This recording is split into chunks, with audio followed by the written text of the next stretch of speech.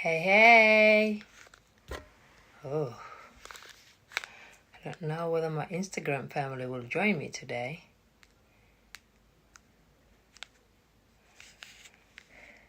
Because that is tripping.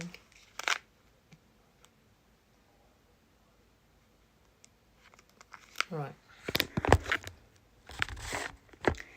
Hi, everybody. Hello, hello. It's a Monday. Monday. Let's go. Invite. Let's talk. Let's get going. Let's start the week. This week starts with Monday Reset. Let's go, you guys. Invite. Tell people that we're live. So, let's get going. I'm a little bit late. Just got caught up a bit, but I'm here. And sorry for that, for the people that were waiting. And how was the weekend? I'm grateful that you're here with me. You could be anywhere in the world, but you chose to sit here and be here with me. And I really, really do appreciate that. I do appreciate you guys giving me your time.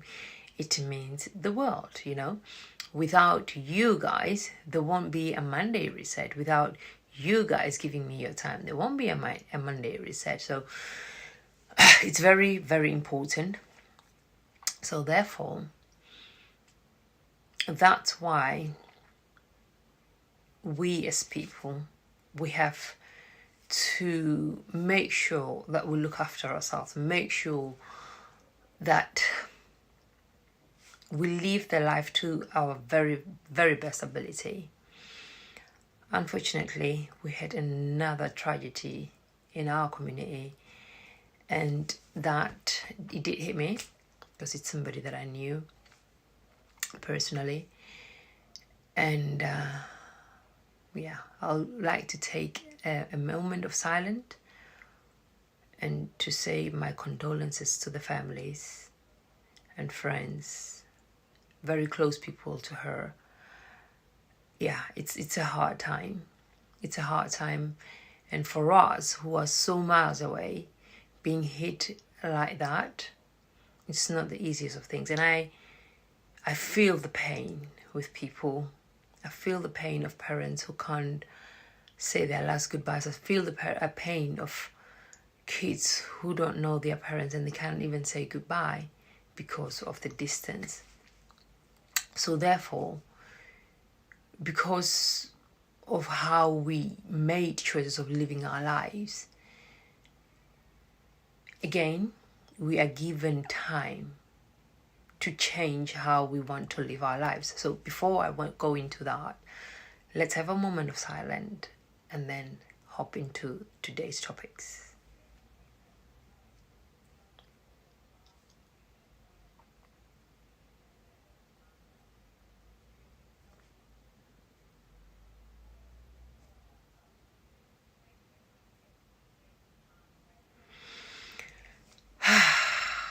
It's hard, right?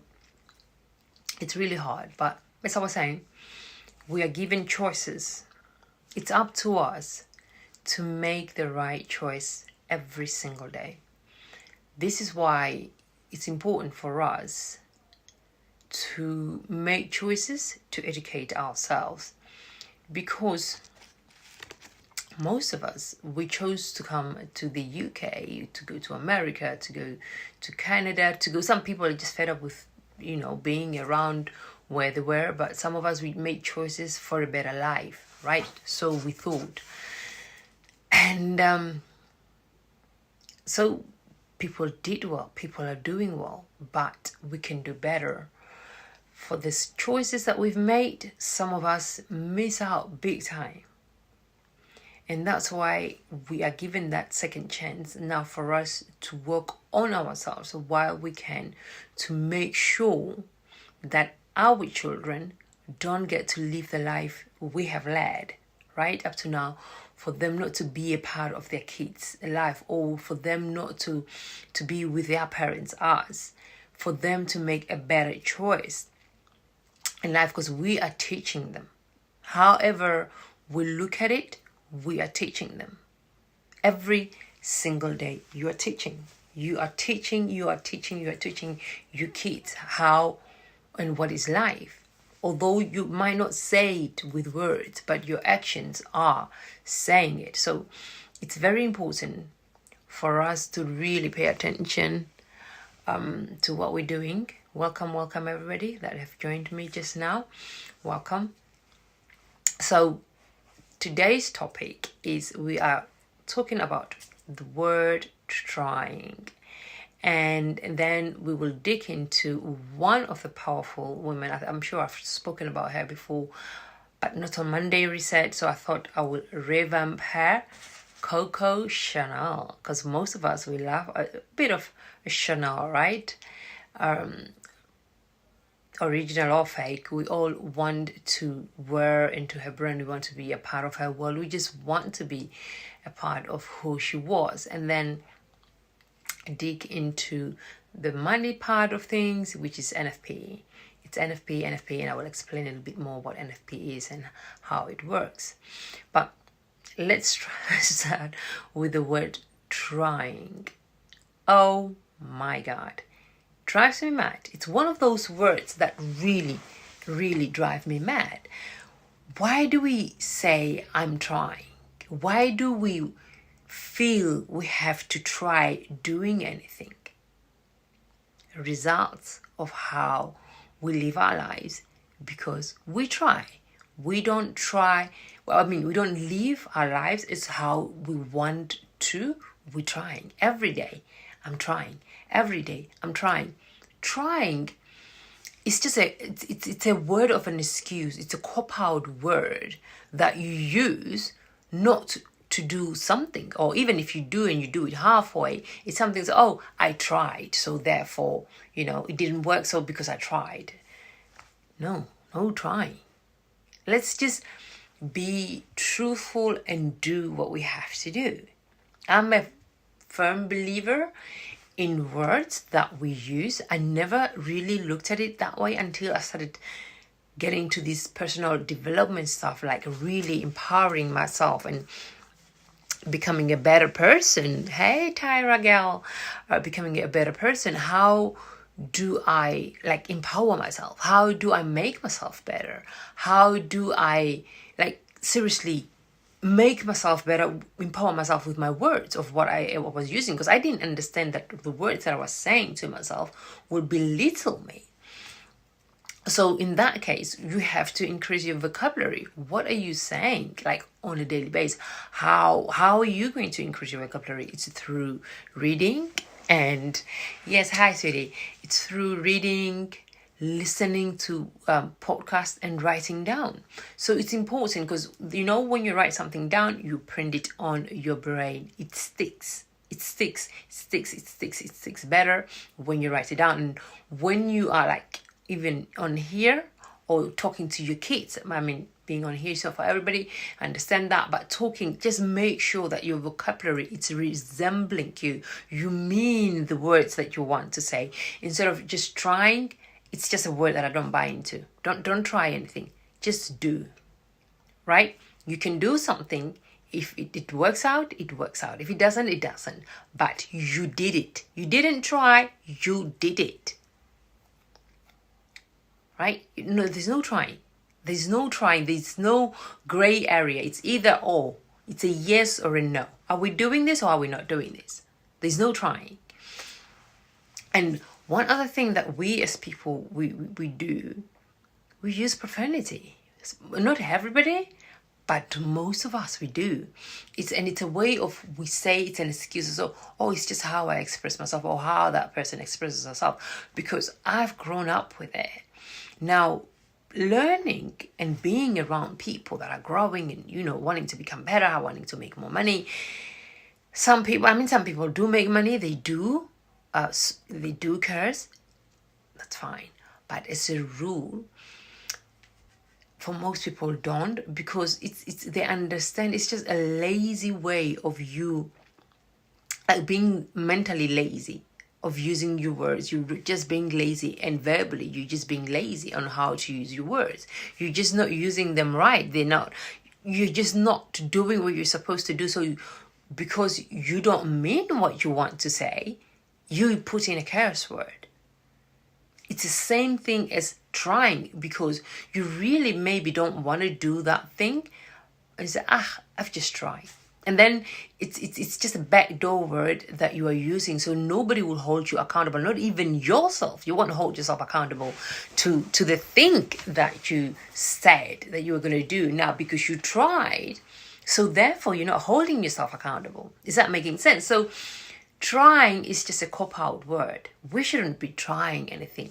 Let's get into the habit of doing things. Get into that habit of doing things, right? Make it make sense to you. So I am doing this. Because it's the same thing when you're telling your child, do this. No, do it. You don't tell your child, try and do this, try and do that. No. It's like, I'm going to sleep. I'm not going to try and sleep. You are going to sleep. I'm going to have a shower. You're not going to try and have a shower. You go and have a shower. You actually go and have a shower. So trying, it's a word that holds you back. It's one of those things that really, it holds you back. Oh, sorry guys. My big eyes are open like that. You're not doing anything when you're trying. You're not putting your 100% when you're trying. So please stop using the word trying. Stop using the word trying. I am not trying anything. I am doing what I said. I'm holding myself accountable. Because words, the poor people, use words for complaining and nagging and whining and complaining. Nothing useful. Don't use words to be powerful. Rich people, they use words for, to create ideas. Whereas we, the poor people, I shouldn't point it myself, right? We blame, we moan, we complain. That's the words that we're using for. It's like that word trying. You are just trying, right? And then you complain about the thing that you were trying to do. And then you whine about the thing that you're trying to do is not working. I've been trying to do this, So you're just complaining. Whereas the rich people, they do the thing that they said. If the thing fails, it fails. But they did it. So it's like, have you come across somebody? Anything that they're doing turns into gold, right? I'm sure most of us, we've come across someone like that because they are not trying. A rich person doesn't try. They do. The thing that they said they're going to do, they do. There's no trying. There's no two ways. There's no ifs and buts. It's either or. No trying. So it's a word that really annoys me so much that we lean on the word trying so hard for us to not do anything. Or like, I will try and do that tomorrow. I will try and do this later. And then later comes and says, I didn't have enough time. Or when tomorrow comes, I didn't have enough time to do that. So I'll try again another day. You just use it as an excuse over and over and over and over. It's like, on here, you guys, have you ever tried to change somebody in your life? Now be truthful, because most of us, we have you either with your partner or your friends, or you just try and change somebody. And how does that go for you? It doesn't work. Because you know that you have been living with yourself. Like if you're really with yourself every moment of the day, and you try and change certain things about you, like your bad habits, it doesn't work, does it? You don't just change them like that. So it's really difficult to try and change somebody else because it's hard. It's not easy. It's hard to change somebody else. It's hard because you cannot change you. How are you expecting to change somebody else? Does that make sense? So again, because you are trying, that word trying, you are trying, it's not going to work. If somebody wants to change for them to be better, they have to be responsible for that. They will do it. There won't be no trying. There won't be no trying, and you wouldn't have to try to change somebody else, because you've got you to deal with, to get rid of your bad habits, which you try and you don't get rid of them. So therefore, nothing ever gets done because you're trying. Yeah? Because you are trying. So stop using your words for weakness. Stop blaming. Stop whining. Stop just find a dictionary, right? Find a dictionary or check GTP now and find words. How can you improve yourself? How can you be more strong? How can you be more powerful? And how can you impact your kids with these strong, powerful words? What can you do? What can you do for things to be better? What can you do for the environment to change? Because when you are not trying to do something, the kids get to see that. Because remember, we say it's for the kids, and you even coming here, you sitting here, paying attention and being here, like being where your feet are, being present, probably hoping, taking notes, you are teaching. So, okay, I can sit for an hour, half an hour, and listen to somebody while they're talking and actually learn something from them, right? So it's very, very important for us to become better, for us to have powerful words that we're saying out of our mouth that we can change. And because the lives that we have, the difficulty that we have, it's down to us. It's down to us, down to how we live our lives, because we try and look for the something outside. We say, I'm trying, and you're looking, you're trying to look for something outside of you, but the answer is within you. You've got the answer. So no trying to look for an excuse outside. You have the answer. If you are doing something or not doing something, you are responsible for it. So there is no two ways about it of saying, trying to blame somebody else, trying to hold somebody else accountable, and missing out on the most important thing, which is you. You are the reason why. The reason is not outside of you. You are the reason. You've got the tools to those problems. You've got the tools to resolve where and how you want to be. It's all down to you.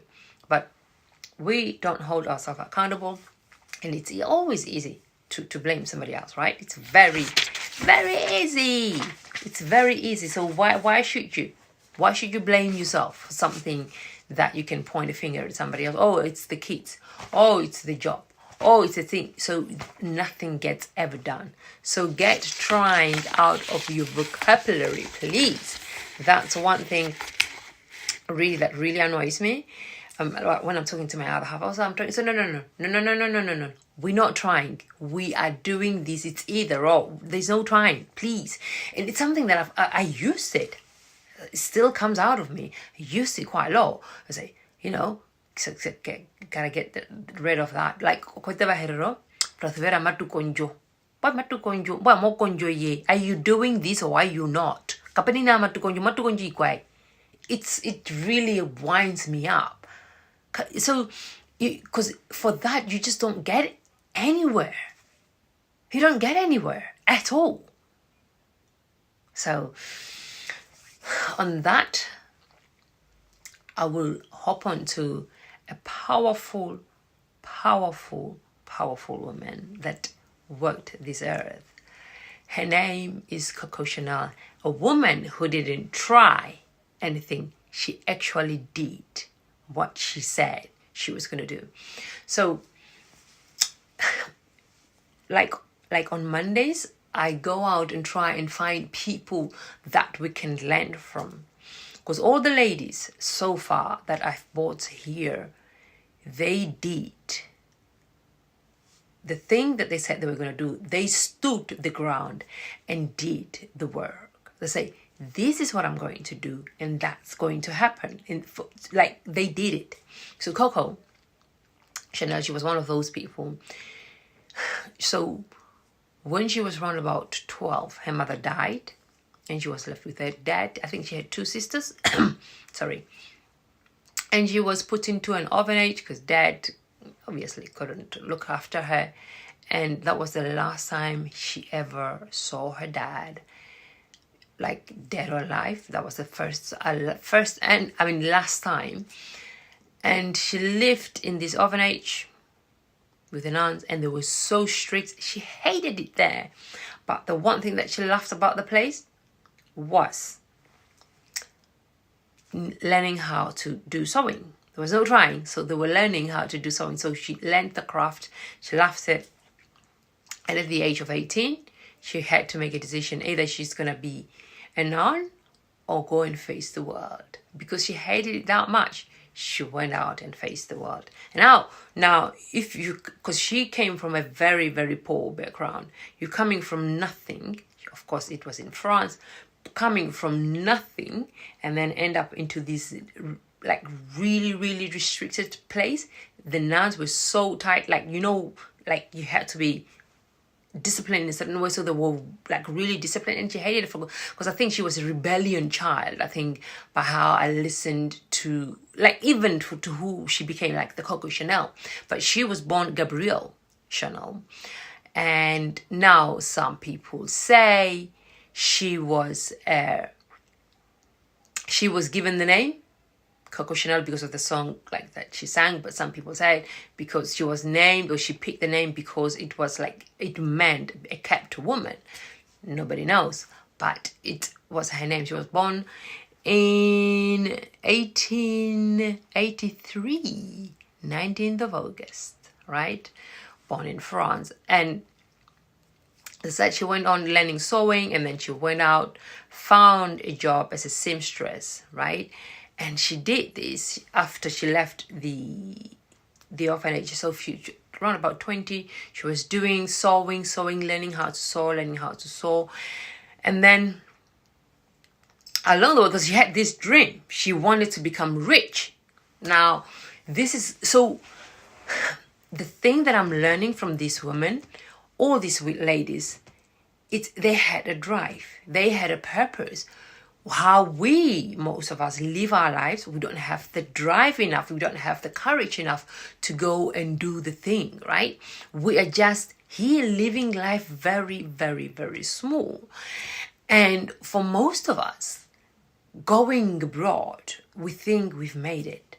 And therefore, we don't even tap into our potentials of what we have or who we are as people. We don't tap into it. So therefore, we don't do nothing with our potentials. We don't even know we've got potentials because we don't look for it. We don't even try and look for who am I as a person? What do I actually really want? Because we came here, we're making a little bit of money, so we think we've made it. We don't tap into anything at all. And how we live our lives, it's a prime example. So now I'm looking at Coco coming from nothing, doing all this. And then she started at this, where she was working, soldiers used to come in, where she was sewing like their uniforms. And one of them invited her to this luxury place where she went, and she was watching people, like even poor people they're given a chance, right? They're given a chance to perform, to be better. So she went because she was a singer herself. So she went and she said, okay, let me try. And I said, try again, didn't I? Let me get into this and sing at night and do sewing in the day. So she did sewing in the day, really working hard. Now she was starting to work on her craft and performing at night. So that's where some people say she got her name from that. But years ago, I watched a video of like a movie of hers. So where somebody said her dad gave her the name. So I don't know. Not that it's important, but it's a beautiful name that we all get to adore and love today. Because most people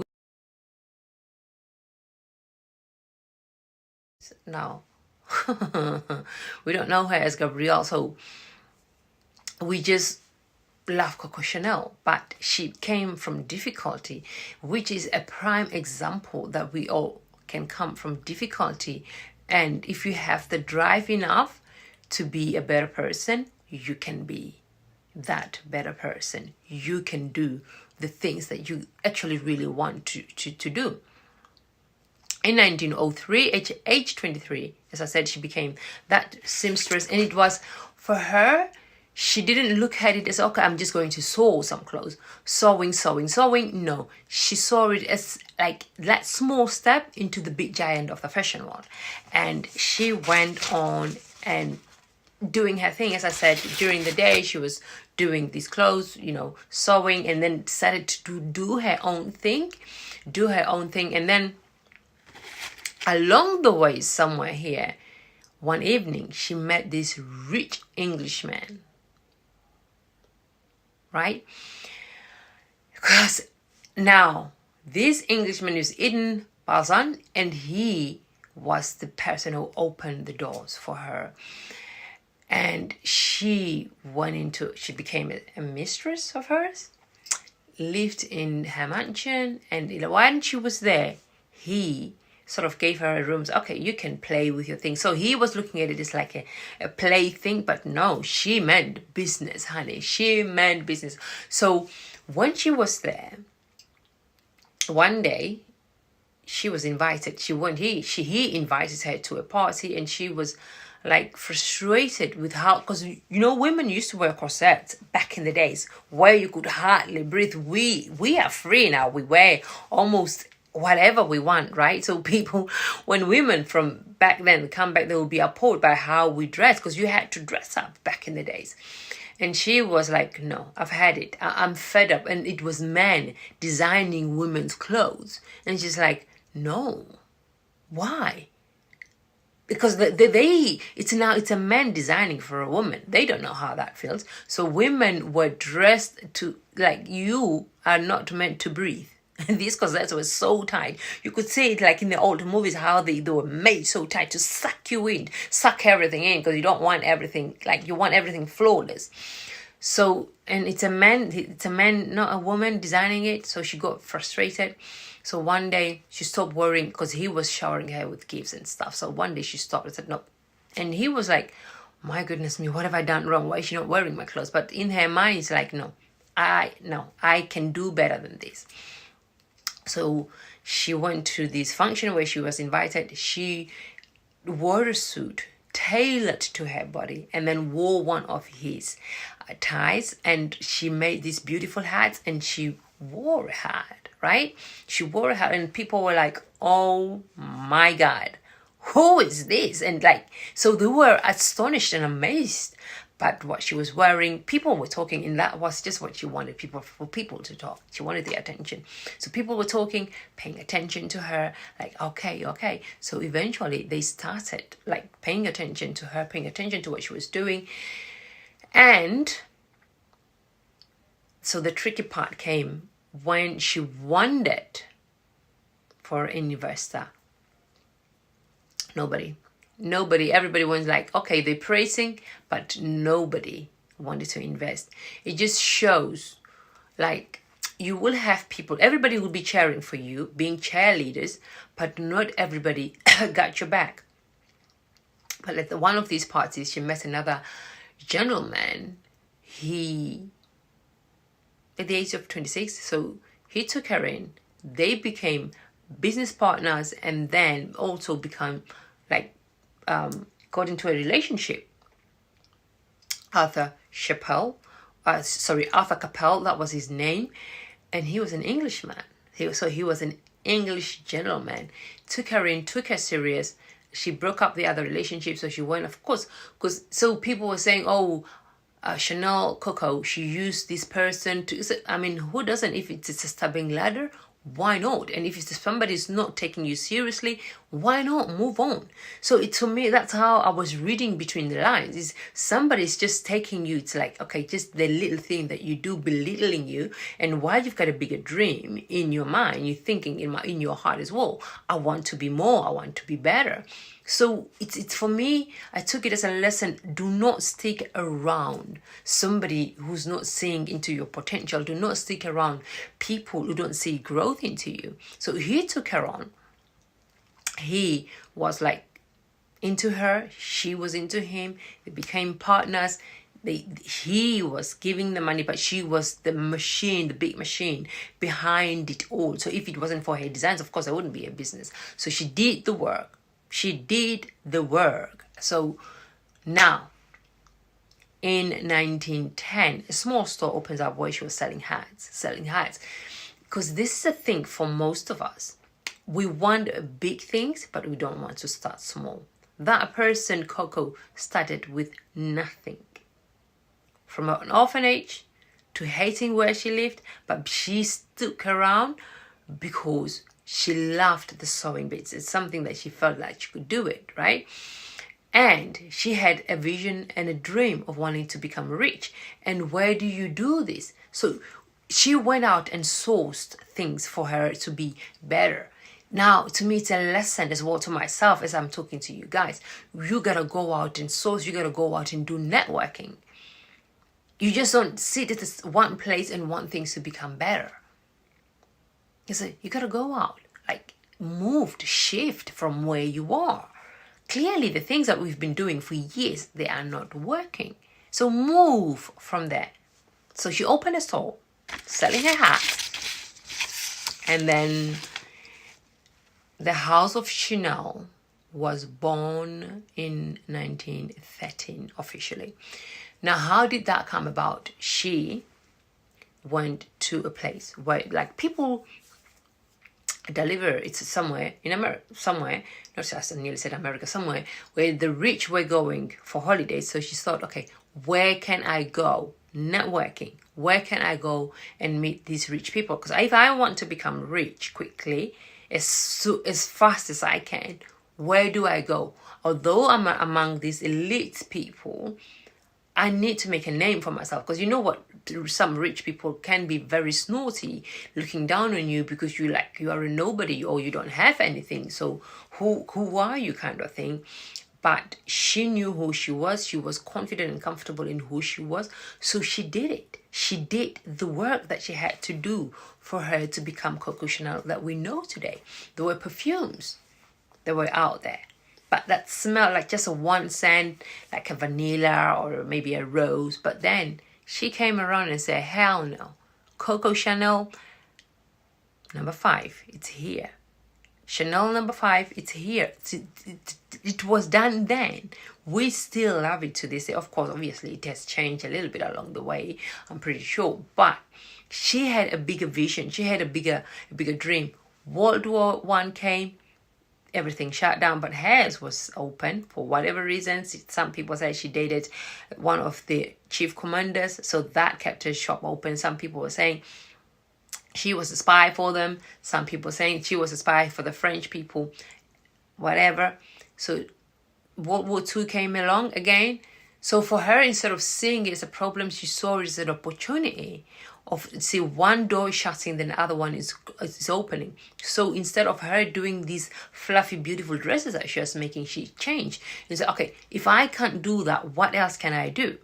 She went into making trousers for women, for people to wear, because now women had to work because men were going to work. So women had to work in factories and stuff. So for them to be comfortable, they had to wear something that was comfortable, and she was a woman for it, and she did it. But because of how people looked at her, because thinking she was a spy and going out with this chief commander, people sort of turned their back against her. She went to Switzerland. She lived there, but watching what was going on in the fashion world, and she was so frustrated because she was not happy with the designs that were like out there. But she eventually came back, and people were like, the media was beating it down. Nah, never mind. Went to America. People, either they were turning a blind eye or they didn't know the history. They start selling. So this is a woman who was up there, beaten down, and then up there again, and she's still here. And even along the way there, she met this, I can't think of his name now, I forgot his name. He's a man that invested in her business, but because she didn't have the money, so he cheated her out of the deal, like with the perfume side of things. He cheated her out of it, because where she was like, he's a leech, I don't really like him, but he has the money. So she was just given 10% of her business. So I bet she signed a contract. Well, now, so I was questioning, did she understand what she was doing? Or she did it because she was desperate? But trying to get her out of the deal, so because he was Jewish, and Jewish people with the Germans, they weren't allowed to have a business, so he signed the half of his business to a friend of his who was not a Jew person. So they took over, but then when the war was over, she probably tried to say, can you get him out of the business? But she couldn't, because there were paperwork, and then business is not in his name. It was given to somebody else, so she couldn't do much. After the war, he came back, took over again. But that side of the family still own Coco Chanel to this day. The people that cheated her out. And then, although she tried to report him because of, I think, things were not really going very well, she was struggling, she went back again in bed with him, like, as in only just business, but because she probably didn't have much of a choice. The Englishman that she so dearly loved, he died somewhere along the way. That's when she created Coco Chanel No. 5. But to me, the story, it was just, the moral of the story was just being strong and knowing what you want and where you want to go is so, so important. We have to learn from history. History is here to teach us. History is here to teach us. Now, whether we want to learn or not, that's up to us. Whether we want to be a part of change, that's up to us. We have to learn from history for us to be better. We have to learn from what we know now. We were told by our parents, right? It's history. They told us what they know, but we can just improve on it. But we don't do much in that times. We just exist. We are in this part of the world where we have so much opportunities, but what do? Not much. Not much at all. And that's a big shame, that for most of us, we will just live on this struggling life just because of the choices that we're making, just because we don't want to change. We don't even believe or want to look for something else, like we can even be better than this. What we know is our comfort zone, which is our broke zone, so we are okay with it. We've made it okay to be who we are. And it's a shame, because I know in my heart that we all have something special. We have that je ne sais quoi in ourselves, that we can be better than what we are now. Because there is so much. The rich people, they are not the reason we're poor, right? The systems are rigged, but it's not the reason we are poor. We can always improve, because there is other foreign people that come from far away and they turn themselves into something. We can all do that, but it has to come from within. It has to come from us wanting the change, from us wanting to be better. We just have to look ourselves in the mirror and be those people. Yeah? So I don't know if you guys have heard of me talking about NFP, because I will always say we gotta learn money. So that's the thing that we're saying. Just like what I said a second ago, people come from somewhere else and they make money. How are they doing that? How are they becoming better? You get yourself into a situation or in places where people think you're not supposed to be, and become a better person. Or you start learning from your phone, right? And become a better person. How? Now, the language of money, it's a very complicated language. It has so many terms in it, and so frustrating for a normal Joe and Jean that you won't pay attention to it. It's made intentionally for us to be poor, for us to be broke, for us to always beg, for us to always wanting to help from the outside. It's made intentional. Like, this is what frustrates me. Like, with us Africans, we are always looking for answers. We are always looking for other people to come and help us. Why is that? We have so much within our countries. We have so much, but yet we are the ones who are begging. It's a mindset. We come here, it's the same mindset that we bring. We're begging. So that's why I'm shouting from rooftops, learn the language of money. Learn the language of money. So most of the language that I've been talking about here, it's more trading kind of thing, but yet still money, like this NFP. We're going to talk about NFP. What is NFP? Non-farm payrolls. But why, and why is it important? But why do you need to know that term NFP? It's coming every Friday of the month. Mostly, some Fridays, it's the second Friday, they come up with a data that says who is doing what, who is employed, how many people are employed, how many people are not employed. So it comes up. So therefore, the decisions, the interest rates and everything else is made through this. Is one of those things that are really, really important. Go out and find out what it is, NFP, and how that it will impact you. And again, because I keep saying, because we play the game so small, we tend to think some of these things don't apply to us. If you want to buy a house in the UK, in America, even in Namibia or South Africa, wherever you are, you got to know what the interests are. Where are they? What are they doing? So like when the NFP numbers comes out, what are they saying? How can you read that and understand? You will find videos about them, loads of videos about them. You will find them and find out what they are. So now NFP, it's only like this NFP, particular NFP that I'm talking about. It's an American NFP. It's so because it's the most important economy that everybody else has to pay attention to. The UK, France, Germany, we all pay attention, and all traders. It doesn't matter what market you're trading, except from crypto, I would say. We follow. We're watching, we're listening. What is NFP doing? Because it's coming Friday, you will be hearing people talk, probably even on the news. NFP have done this, da. Why is it important? It plays a big role because they are counting people that are employed and not employed. And that's how they make decisions on your money and my money. So it's important for you to you don't need to know the ins and out of it, but the basicness for you to make changes, to make things that like a right decision. Is it the right time for me to buy something big now or not? Because what are you doing? Because I feel we don't believe in ourselves enough that we are capable of being better than what we are. So we don't even try.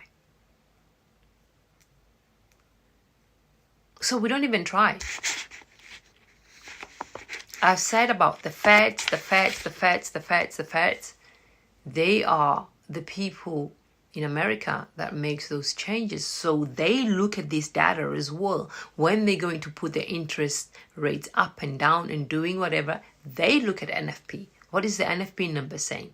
And who puts it out? It's the Bureau of Labor Statistics in America. They are the people that put that out. And everybody else, we are all watching to see, okay, what is NFP doing? That moves the market, right? Now, because it tends to whip up and down. It's crazy. You don't want to be a part of it. So for people who trade, you want to watch from the sideline and then make a decision whether it's going to go, depending on the numbers, because the numbers will tell you whether it's good for the currency or not so good for the currency. If for the US dollar, that is it going up or is it going down, depending on the numbers, that data that came out. It's so important. You guys, it sounds foreign. You might look at me and say, she is crazy. What is she talking about? But it's a very, very important, something that we all have to pay attention to. Right? We really, really, really have to pay attention to such things. Learning the vocabulary of money, it will change. You just even before you know it, going to the bank, asking for a loan, you will understand what they're talking about. Is that making sense? So you will know, okay, is this worth it for me to go at this certain bank for me to take a loan? Or should I go to that bank because I will get this? Or where do I need to save my money? Is it worth it for me to keep money in my everyday account? Or can I go on a different account that will give me better interest rates? So you just get to understand this thing now. It's so important. You should go out there and find, especially some of these banks that are online, they are giving good interest, like for your money, for you to keep money in their accounts, in their banks. They're giving good interest rates, paying you better to keep your money in there. Now you gotta do your history, like make sure, research. Is it a legit bank? Because you don't want them running away with your money. Because the high street banks, they don't pay. They don't pay enough money for us to keep our money in there. Even if it's £1,000, it's not enough. You'd probably get, if you're lucky, get £10 by the end of the year. Peanuts. Well, probably you could have got 100, 200, depending where you put your money. So I will always emphasize, lend your money, learn the language. It's gonna help you be a little bit more smarter than you were yesterday. It's gonna help you. So talking about NFP, God, at the beginning of trading, Jesus Christ, because people are just shouting NFP, and you, because you part of this thing and you don't understand what they are saying. Yeah, NFP. What? And what you're saying is the market is moving so volatile, and you just jump in. You just jump in because I didn't understand. The next thing you know, the whole account is gone. Either you had £300, £500, all gone, just like that. Because people are saying, oh, you should trade, you should do that, you should... What? Didn't understand anything. And that's what we do. We gamble our lives every single day. Because we don't understand. So therefore, somebody else will come along and take from us. They take from us because we are constantly trying. We are always trying. Always trying. You never achieve anything, but we'll go on trying. Constantly. Do something, fall flat on your face, get yourself up again, and do it again. Life, it's not easy. We all know that. There's no second guessing that. We all know that. But life is beautiful too, depending how you want to live it, isn't it, Just? Very beautiful. Very, very beautiful. Now, that is down to the people around you, especially your other half. It's down to that person. Do they want to grow with you? Do they want to be better with you or not? So, because that plays a big role. Very big role. I read that the other day. Your choice of partner is the best financial decision you can ever make. And if you've got a person who wants to grow, if you've got somebody who wants to talk about growth, if you've got somebody who wants to learn about NFP, find somebody like that. It's so, so important that we, as a household, we're growing.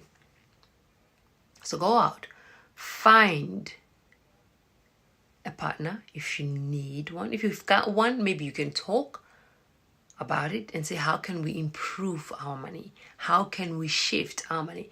For me, I said this year, I don't want any presents, but I'll have flowers, but no presents except from you buying me silver coins. I don't want a necklace. I don't want a bracelet. Don't want another ring. I don't want another watch. Nothing else from you. Buy me silver coins. They're only $30. So if you can buy me 3, 4, I'm a happy woman. No more presents for me. I've decided this year, like, no. So, because silver coins is an investment for the future. Buy them. You can find them anywhere online. Register, order them, they will come in the post. Delivered to your door. Easy. How did I get to know that? Learning from people. Now, I'm not saying I've got silver in my house, don't come and try and drop me. I might not be keeping it there. So, guys, we really have to. We have to. Because if these people are driven by data, like the first, they are driven by data to make the decisions on your life, how to put inflation up, how to put inflation down. They're using the same data as you, but maybe they might have a bit more because of who they are. Use what you have to be better. It's all about the money. It's all about the legacy we're going to leave for our kids. But we are doing a terrible job at it. I'll say that. If I stumble on your toes, I'm sorry. But we are really failing our kids. We are failing the next generation. We're failing them big time. The rich are teaching their kids money, and we are not.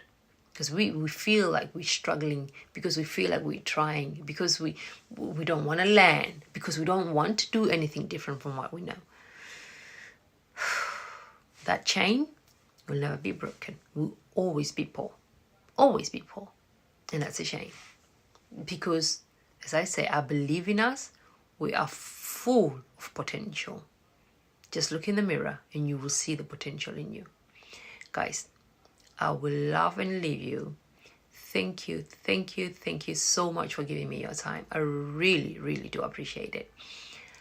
But your homework, after this video, go and find what NFP is.